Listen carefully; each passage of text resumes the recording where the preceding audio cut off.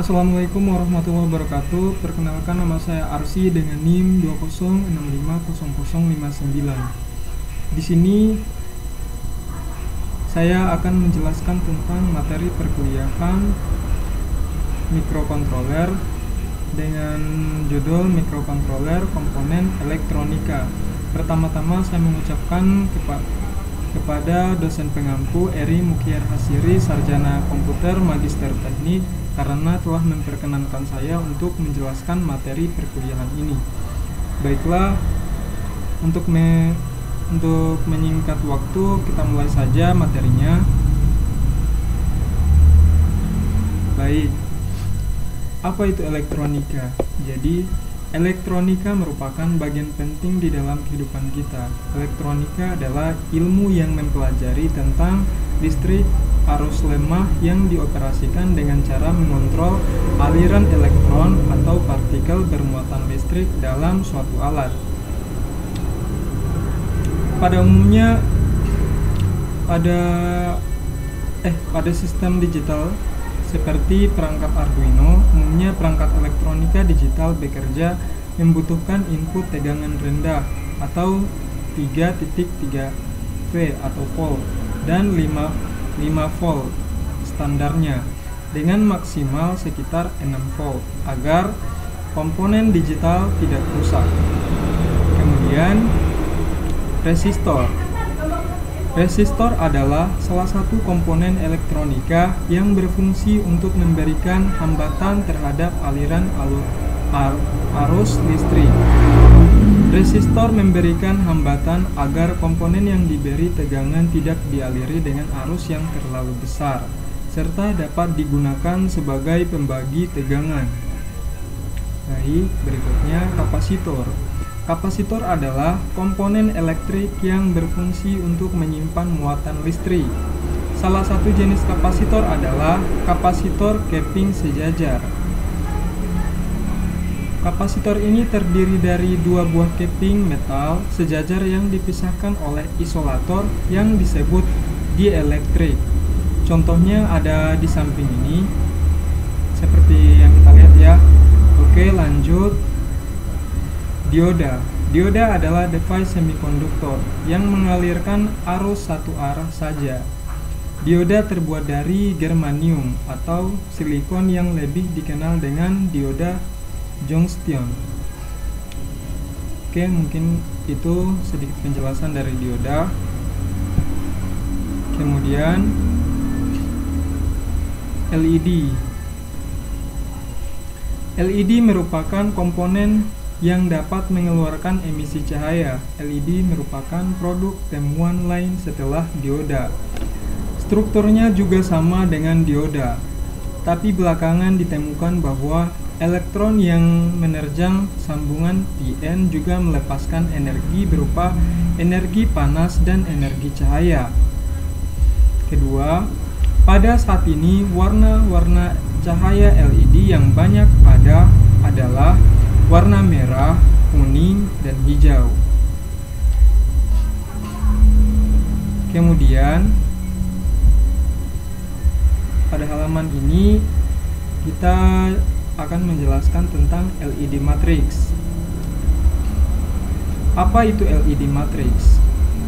Dot matrix atau matriks LED merupakan kumpulan titik cahaya yang tersusun menjadi sejumlah kolom dan baris.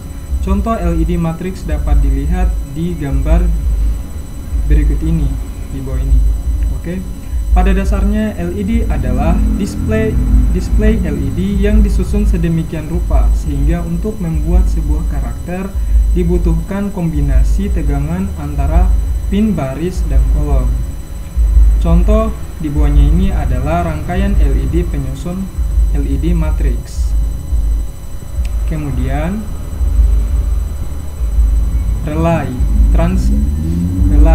Transistor tidak dapat berfungsi sebagai switch atau saklar. Tegangan tinggi selain itu umumnya tidak digunakan sebagai switching untuk arus besar atau 5A. Relay berfungsi sebagai saklar yang bekerja berdasarkan input yang dimilikinya. Kedua, AC dan DC. Transistor hanya switch DC. Kekurangan relay ialah ukurannya jauh lebih besar daripada transistor. Contohnya ada di gambar sebelah kanan. Ya. Kemudian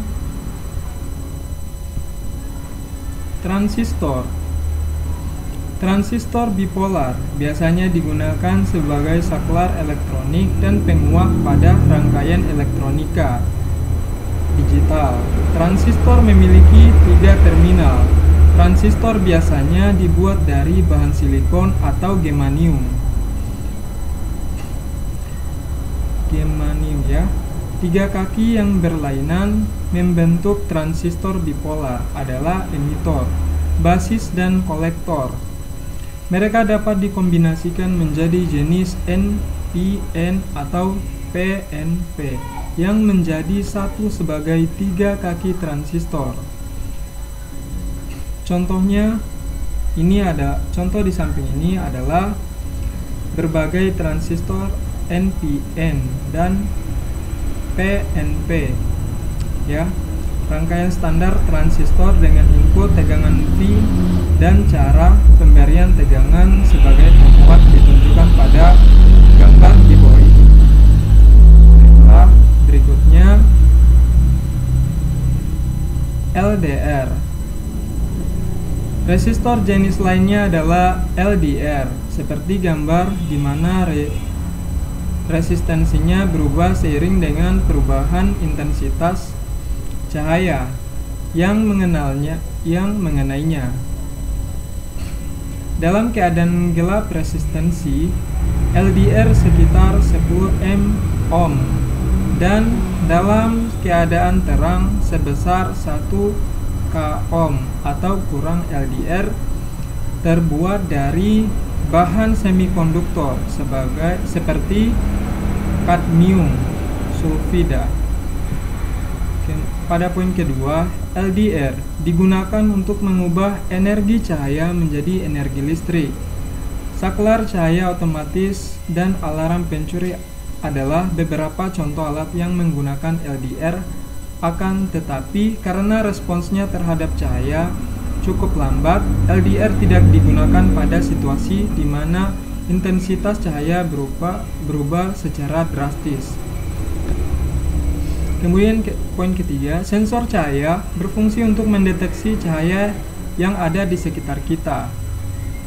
Sensor yang terkenal untuk mendeteksi cahaya ialah LDR atau Light Dependent Resistor. Sensor ini akan berubah nilai hambatannya apabila ada perubahan tingkat kecerahan cahaya. Kemudian fototransistor.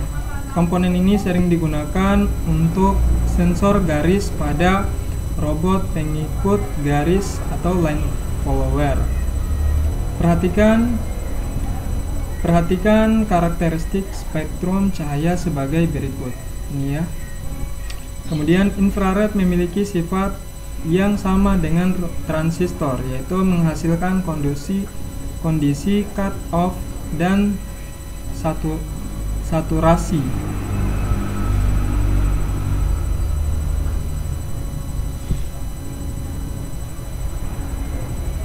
Oke. Baiklah, alat ukur multitester. Dalam bereksperimen dibutuhkan juga alat ukur tegangan arus, penguatan transistor, kapasitor dan resistor minimal berupa multitester. Akan lebih baik lagi jika ada melengkapi dengan osiloskop dan frekuensi counter digital. Multitester yang penulis sarankan minimal Sanwa CX506A. Untuk mencoba alat ukur ini cukup mudah. Cukup arahkan saklar ke posisi yang diinginkan. Misal, jika ingin mengukur baterai 9 volt, arahkan penunjuk saklar ke DCF. Kemudian DCF 12V atau volt, sehingga bacaan 9 volt dapat dilihat di jarum penunjuk